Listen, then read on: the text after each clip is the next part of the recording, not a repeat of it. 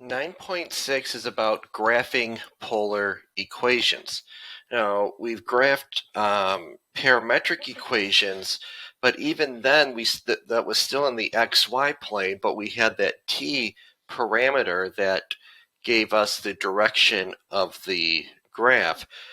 But with polar coordinates, that's a whole different ballgame where we have to rotate a certain degree and then plot the point.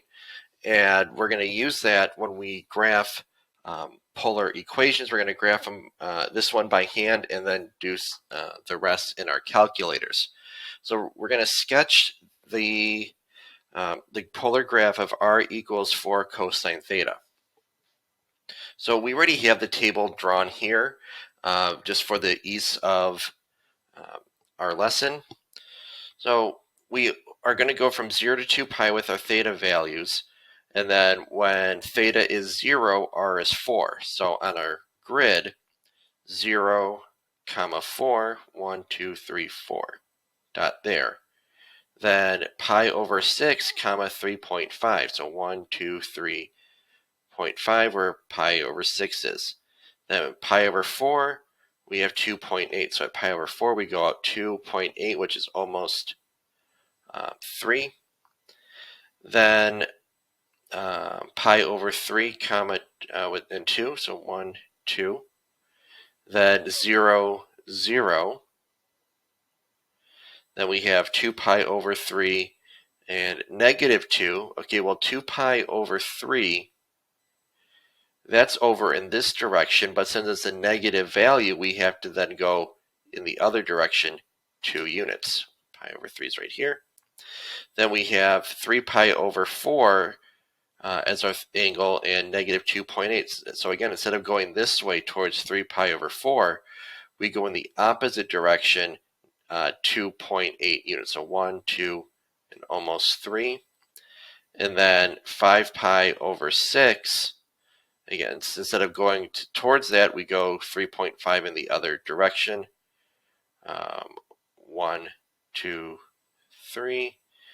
And then the last one, the next one, pi comma negative 4. So instead of going towards pi, 1, 2, 3, 4 in the other direction. Now, watch what happens when we go to 7 pi over 6. When we go to 7 pi over 6, instead of going out there, we're going back in the other direction, 3.5. 1, 2, 3 and a half. Oh, we already have a dot there. Well, if we keep going around the circle, because of these negative values, we're going to end up right on the dot we already have. So that is as far as we have to go. So all of these points are repetitive when it comes to circles. Repetitive when it comes to circles. So we can use that to our advantage when we are plotting these polar equations. So this is a circle, and we could do a conversion, converting the polar equation to the rectangular one, but we've done enough of that, and we're going to talk about the graphing calculator. So in our graphing calculator, there's that parametric mode that we were using. And actually, I'll go over here. So when we hit the mode button, like I said, we have the parametric mode, but we also have a polar mode right here. So we're going to switch that to polar. Now this simul or sequential down here, what that will do is that when we are graphing in our y equals, you see it says r now, if we had more than one function defined, like if we had something in r1 and r2, both would be graphed at the same time. If I had the simul selected. Sequential means it'll graph y, the first one, r1, and then we'll graph r2. So it really doesn't matter having that. So I just usually keep it that way.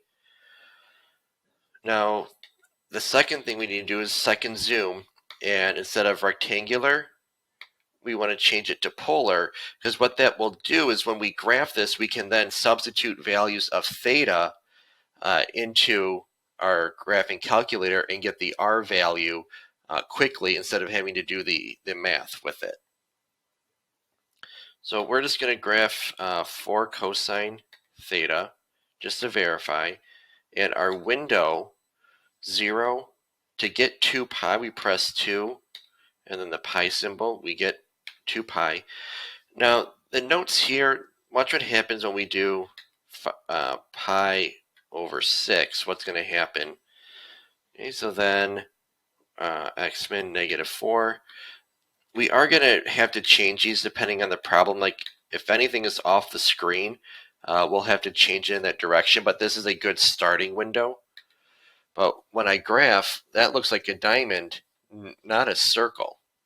Well, if we go back to our window, and instead of pi over 6 right here, if we did 0.1, you see it starts to look more like a circle. It's like with the parametric equations, when we had bigger values of t, we weren't always able to get the, when we had that big t step, when we had that big t step, sometimes parts of the graph would not show up because we're not able to substitute a value in there. So the smaller your step is, the more accurate your graph will be, but it will also take much longer. If I go 0.01, it's going much slower, but it's going to be more accurate. So there's really a balance between accuracy and speed. That still didn't take too long, but it doesn't really look that that much different than when we had the other one. It's still going. So yeah, it didn't look that much different than when we did 0.1. And it was a much quicker graph. So on the next page, we're going to talk about the types of polar graphs that we are going to see. First few are circles. If we just have r equals a number, that number is going to be the radius of the circle, and it's going to be centered at the pole or the origin, 0, 0. But if we have a trig function, like r equals a sine theta, now that a value is the diameter, not the radius. So up here, our r value, the number in front, was 4. So that meant the diameter was 4, or the radius would be 2. And that makes sense. Here's the center of our circle, 2 units in each direction. Now, sine is symmetric to the y-axis. So what that means, if I were to fold this over the y-axis, if I were to fold this circle, it would land on top of itself over here. This graph here is what you would get if your sine was positive. If you had a negative in front, then your sine would be, your circle would be below the x-axis. Now for the cosine, r equals a cosine, that's symmetric to the x-axis. So if I were to fold this shape over the x-axis here, this part here would lie on this part below.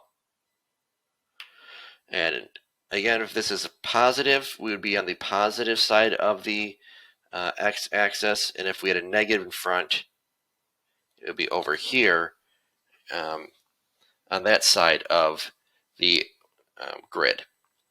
Now, the spiral of Archimedes, that we get when we have r equals a theta, and it's just a spiral that starts at the pole and just goes out, and it changes that spiral changes depending on what number you have in front. So like if I just have theta, okay, so there's that spiral. Now let's say I have 5 theta. See, it got elongated a little bit. What about 0.1 theta? So you see there's more, that spiral got much smaller at that point. So we'll see some circles, but the most common one that we're going to deal with are limacons. Now, limacons are in the form r equals a plus or minus b sine, which means it's again symmetric to the y-axis, or r equals a plus or minus b cosine, which will be symmetric to the x-axis. So by looking at the graph, you can tell if it is a sine or cosine function based on the symmetry. So the a and b values, the number in front of sine and in front of cosine, the coefficient, and the number that is being added to it because it's positive a in front, the numbers being at the number there, that a value and the b value, depending on that relationship, is what type of limacon you are going to get. So this one right here is what you get if the a over b, that ratio, is less than 1. We get a limacon with an inner loop. Now the loop will always go through the pole. Loop will always go through the pole.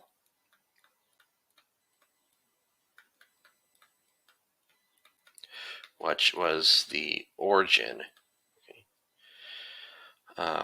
And you can tell by looking at this if this is a sine or cosine one, because if we were to fold over the y-axis, this part right here would land on this part right here. So that would be symmetric to the y-axis, so you know that this is a sine graph. The next one, you could tell again off the bat that it is a sine graph because of the symmetry of about the y-axis. This one is called a cardioid because it looks like a heart, and that occurs when you have a over b equals 1. So the same number in front of the trig function and the same a value, the number that is in front of the positive or negative sign. Now this one, if your a over b value is between 1 and 2, we call that a dimpled limacon. And you might say, well, what's the difference between the dimpled limacon and the cardioid? It's just the cardioid is a little bit more dimpled. Like you can see that it's kind of pushed in just a little bit more. And when you're graphing, I understand that that is hard to do. So that's why we are also going to define the shape with our graphs. So that way, when I look at your graphs, I'm not confused. Well, is this a cardioid or dimpled limacon?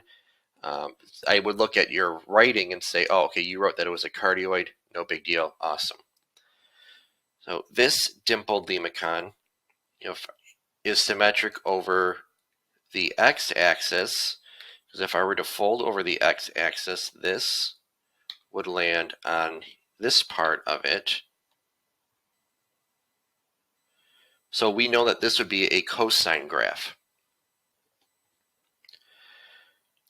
Now, if our a over b value is greater than or equal to 2, we call that a convex limacon, and one side is flattened. And I know it looks more like a circle shifted down, where the center is not at the origin, like maybe it looks like the center is here. But this is a convex limacon. One side's flattened. This side is a little bit flattened here. This one, again, has symmetry over the y-axis. This part here would fold up and over onto this part. So this would also be a sine graph. So now, like I said, we're gonna do a lot of graphing with the lemicons. The rose ones we're not going to really graph, but we do need to be able to recognize the equation of those. So these are rose curves, and they are in the form r equals a sine n theta and a cosine n theta, where we have, again, that number in front, that a value, and then the n value, the coefficient for theta. What that does is it affects the number of petals. So you see our pictures here, r equals a sine of 2 theta, that has 4 petals.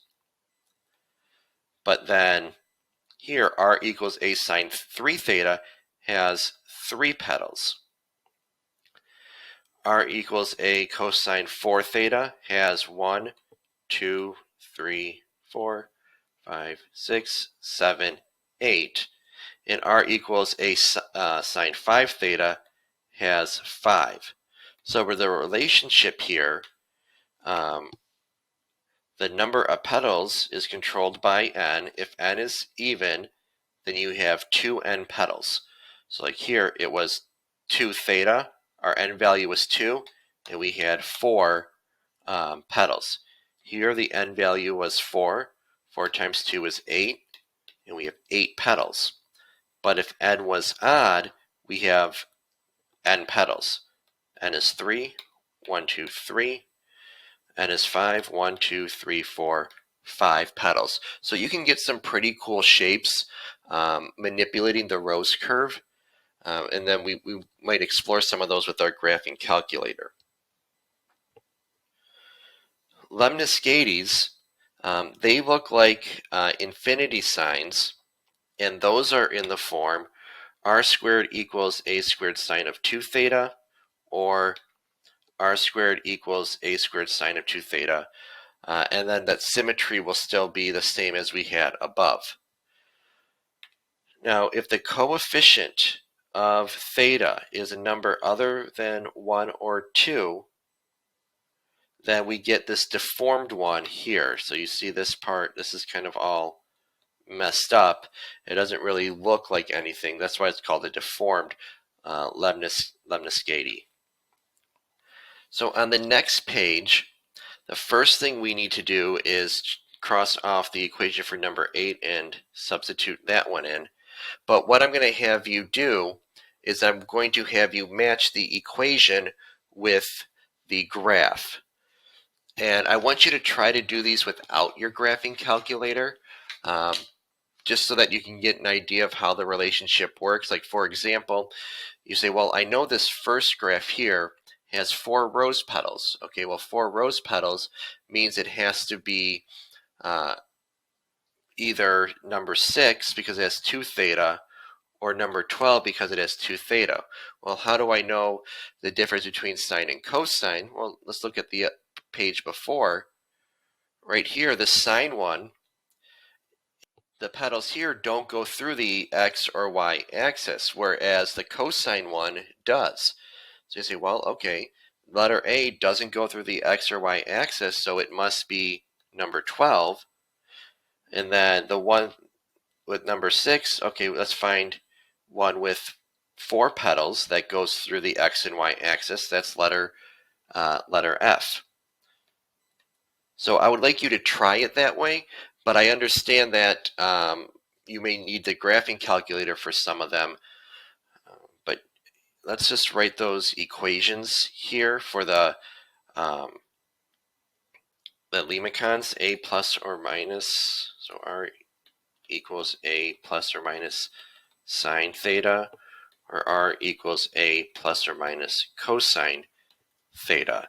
And like in symmetry would be helpful too. Like letter C is symmetric over the y-axis. Like if I were to fold it over, this part and this part would line up.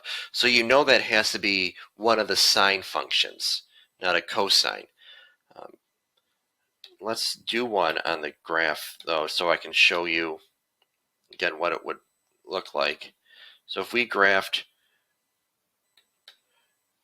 3 minus cosine theta and graph that, you see it kind of looks like the circle or that oval is shifted left a little bit, like letter E right here. None of the other ones look like that. You see, okay, number 1 is E. All right, so I'm going to ask you to pause the video and fill this out. When you are done, unpause it and see if your answers match up with mine. All right, so these are the correct answers. Now, number 8 may have given you a little bit of difficulty because you may have said, well, how do I graph r squared equals negative 16 sine 2 theta? Well, you could have found all the other ones because that's the only one that has r squared. And you said it would have been left with letter L, this last one here. And you would have used process of elimination to get that. You could have recognized that that looks like this graph right here on the previous page, but in different quadrants, and that would have been a clue that it would have been number 8 would have been letter L. The way that you could have graphed this, though, is if you square rooted both sides, and in our calculator, R1 would have been exactly what we would have. So square root of negative 16 sine of 2 theta. But remember, when we square root, we have to do plus or minus. So then negative square root of negative 16 sine of 2 theta. And when I graph that, you see we get that shape there, that letter L shape. So that won't come up very often, but we've run into situations where you've wanted to graph y squared equals something. Well, we can just square root it and make sure to do plus or minus and graph two separate equations to plot those two graphs, and we can look at it as one whole. So that's it for our video today. It was just an introduction on how to use our graphing calculators, the different types of graphs we would have, their names, and just getting an idea of what they look like and how to differentiate between them. So thanks for watching. Make sure to like the video and subscribe.